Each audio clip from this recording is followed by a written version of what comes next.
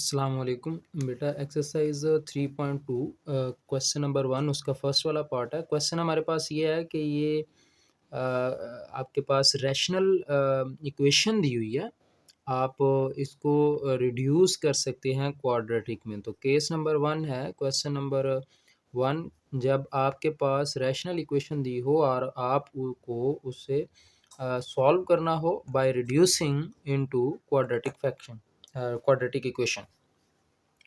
तो मैं क्या करता हूँ बेटा, सबसे पहले इसको क्वाड्रेटिक में रिड्यूस कर देता हूँ। ये हमने क्वेश्चन जो 10th क्लास है, या ये जो ओल्ड सिलेबस है उसका 10th क्लास का यूनिट नंबर 1 है, उसकी एक्सरसाइज 1.1 में हमने इस तरह के क्वेश्चन किए थे। तो सबसे पहले हम क्या करते हैं, इसका एलसीएम ले लेते हैं।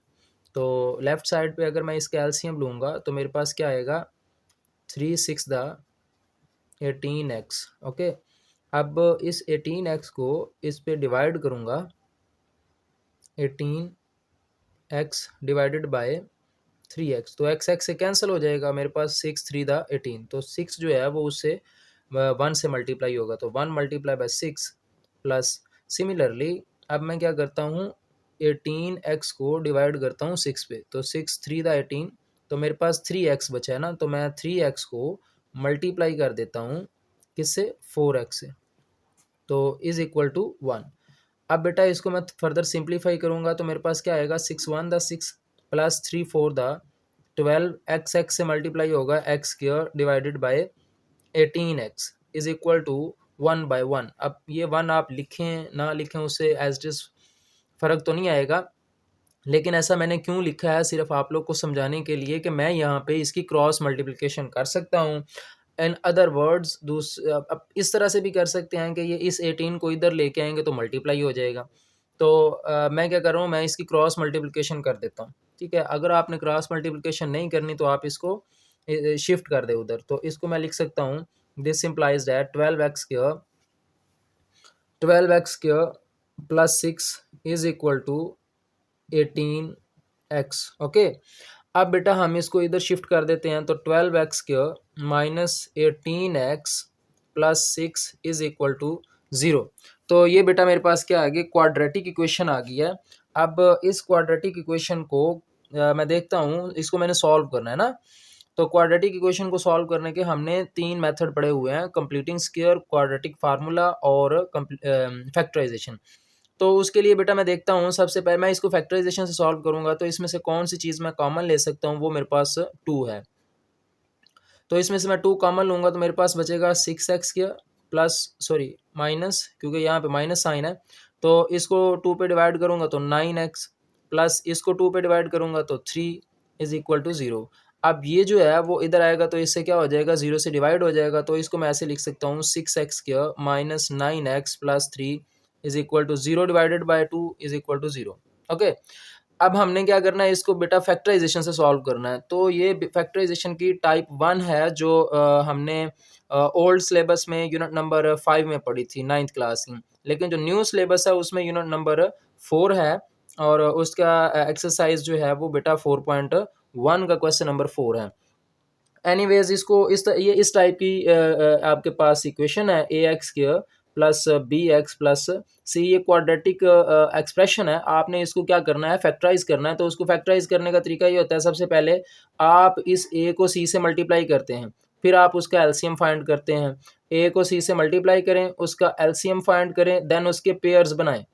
ठीक है, तो मिडिल टर्म ब्रेक मेथड जो है ये 7 क्लास से चलता आ रहा है। एनीवेज हम इसको फैक्टराइजेशन के लिए मैं क्या करता हूँ, 6 3 18 है, तो मैं 18 का बेटा एलसीएम फाइंड कर लेता हूँ।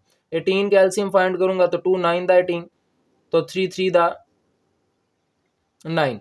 अब मेरे पास जो पॉसिबल पेयर्स हैं वो 2 यानी कि जो मेरे पास 18 आ सकता है वो 2 multiply by 3 multiply by 3 multiply by 1 से आ सकता है ना। इसको 3 पे डिवाइड करें तो 3 1 3, तो मैंने इन सब को मल्टीप्लाई करके लिख दिया। मुझे रिक्वायर्ड जो है वो -9 है। ठीक है, अब देखिए 3 को अगर मैं 2 से मल्टीप्लाई करूं तो 6, और 3 को 1 से तो 3 1 3। अब ये दो नंबर है, अगर मैं -6 और -3 लूंगा तो मेरे पास क्या आएगा, माइनस का 9 बन के आएगा। दोनों को मल्टीप्लाई करूंगा तो प्लस का 18 आता है। तो जो मेरे पास पेयर्स बन के आ गए हैं वो 6 और 9 है, तो सॉरी 6 और 3 है। 6x स्क्वायर माइनस, इसको मैं इस तरह से लिख देता हूँ, मिडल टर्म को बेसिकली मैं 9x को ब्रेक करके -6x -3x दोनों को प्लस करेंगे तो माइनस का 9x आ जाएगा प्लस 3 इज इक्वल टू 0। मैंने इसको मिडल टर्म को बेसिकली ब्रेक करके लिख दिया। अब जो पहली दो टर्म्स हैं बेटा, इसमें से 6x कॉमन आता है, तो बाकी मेरे पास क्या बचेगा, x-1। अब इन दोनों टर्म्स में से 3 कॉमन आता है और मैंने माइनस भी कॉमन ले लिया है। जब ये यहाँ से -3x कॉमन लूँगा, बेसिकली जो टर्म आप कॉमन ले रहे होते हैं, कॉमन फैक्टर होता ही वो है जो दोनों टर्म्स को या जिसमें से आप कॉमन ले उसको डिवाइड कर रहा हो। मैंने माइनस कॉमन लिया है तो माइनस क्या करेगा, साइन चेंज कर देगा ना। दूसरा ये कि इसको मैं 3 मैंने कॉमन लिया यहाँ से, तो 3 इसको डिवाइड कर रहा है, 3 से डिवाइड होने के बाद कैंसिल हो जाएगा। अब यहाँ पे ये माइनस कॉमन लेने से माइनस आ जाएगा, 3 को 3 पे डिवाइड करेंगे तो 1 आएगा इज इक्वल टू 0।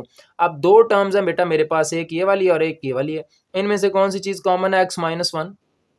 बाकी यहाँ पे क्या बचेगा आपके पास, 6x और -3 इज इक्वल टू 0। तो ये बेटा आपके पास क्या आ गया है, फैक्टराइज्ड फॉर्म आ गया क्वाड्रेटिक इक्वेशन की। अब आपने क्या करना है, इसको सेपरेटली सॉल्व करना है, मतलब 1 बाय 1। दिस इंप्लाइज दैट, इसका मतलब ये हुआ इधर x-1 इज इक्वल टू 0 और 6x -3 is equal to 0. So this implies that x is equal to 1 and this implies that 6x is equal to 3 and x is equal to 3 by 6. So x is equal to 3 1 the 3 through 2 the 6, so 1 by 2. So मेरे पास जो बेटा इसका solution set 1 क्या आएगा, so solution set is 1 and 1 by 2। तो ये मेरे पास इसका सोल्यूशन सेट आ गया।